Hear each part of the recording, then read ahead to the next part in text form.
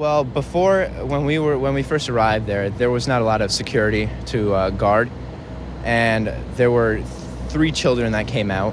One of them had a very bloody face. It was a very violent scene, and there were two other ones that they were in the arms of a state trooper. They did not move. Their face was very pale.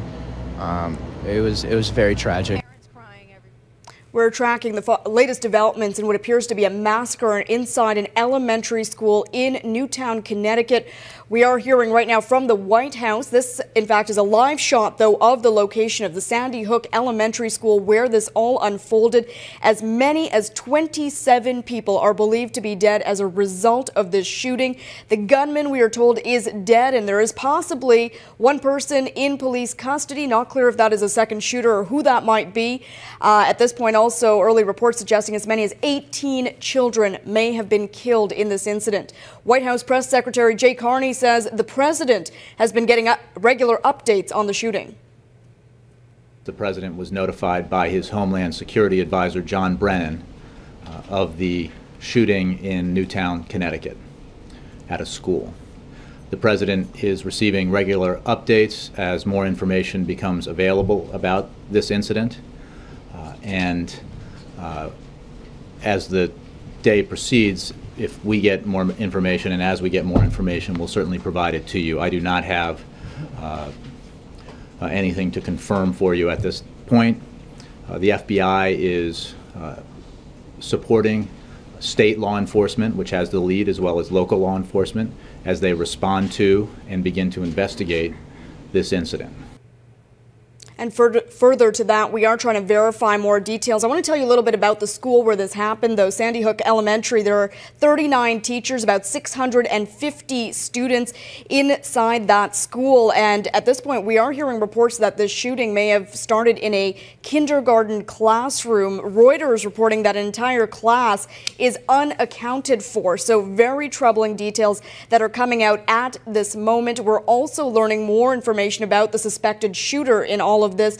I want to bring in our weekend anchor, Brian Dunstan. He is tracking that angle of the story. So, Brian, what more have we learned about the alleged gunman?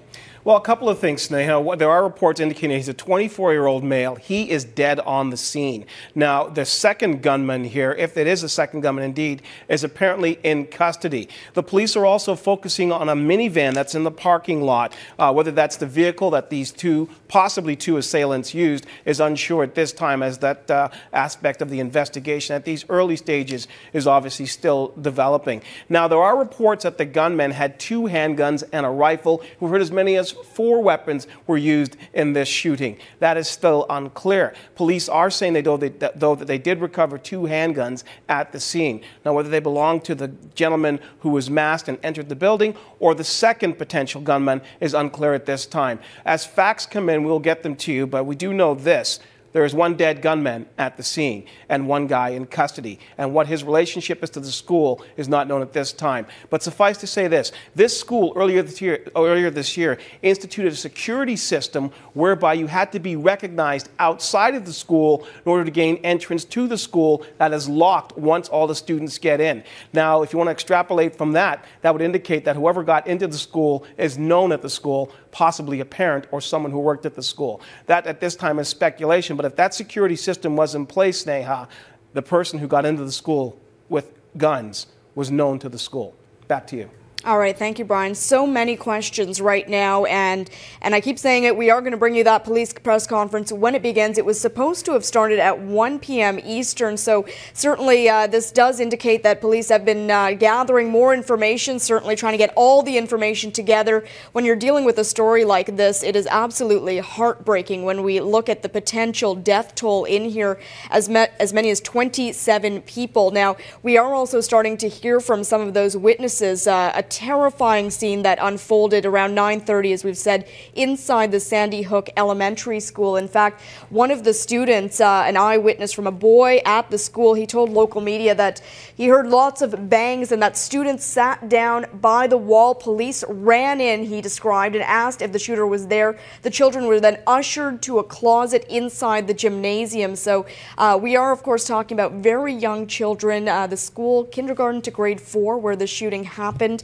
And at this point, what we know is at least one gunman is dead. There are also reports, a local television station in the area in Newtown saying that a second man was arrested in the woods near the school wearing a black jacket and camouflage trousers. He was apparently dragged from the tree line in handcuffs. It's not clear if this is the second suspect we're hearing about or what role this person at all played, if at any, in this incident, but certainly that is some new information that is coming out. Now, I want to look at the timeline at this point, and let's bring in Brian Dunstan again, our weekend. In fact, I'm just being told that police press conference is about to begin. Let's take you there live so we can listen in and get the latest developments on this story. I'll spell the last name. It's OCCHIOGROSSO. I work for Governor Malloy. As you can imagine, the governor is horrified by what's happened. He is meeting with the families right now. His chief concern is to get the families the information they need as quickly as possible. That's why he's not here. I'm going to introduce Lieutenant Paul Vance from the State Police, who will talk a little bit about what's known so far. We understand that you are all interested in information. We'd like to get you that information as quickly as possible, but the governor's chief concern is making sure that the families have information as quickly as possible, and that's where he is now. This is Lieutenant Paul Vance from the State Police. Hi, good afternoon. I will give you some very basic and brief information as we know it now, and we will set up regular press briefings as appropriate.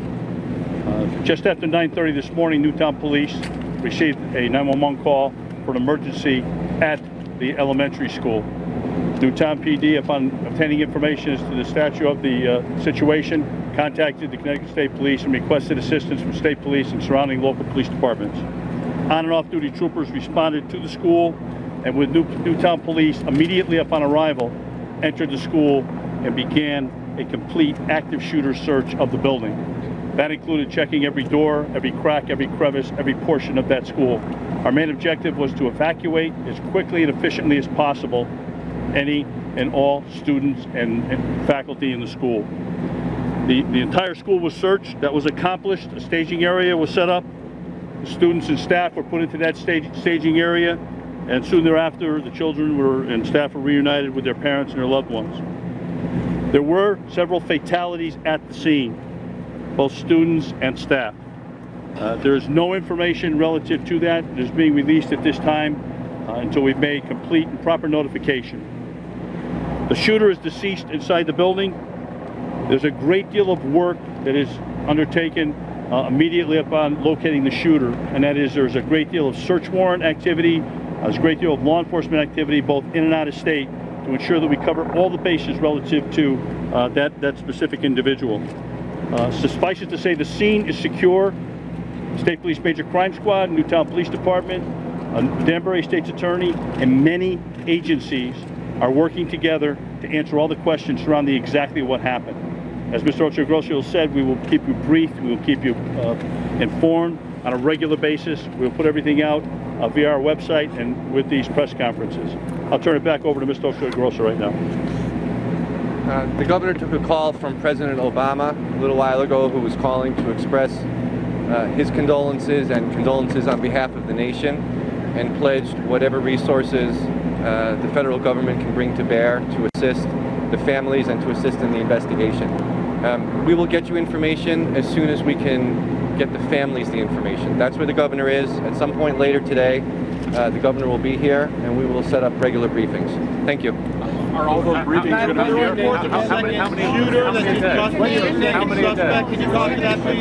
Again, no questions at this time. I apologize. We will not be able to answer any questions.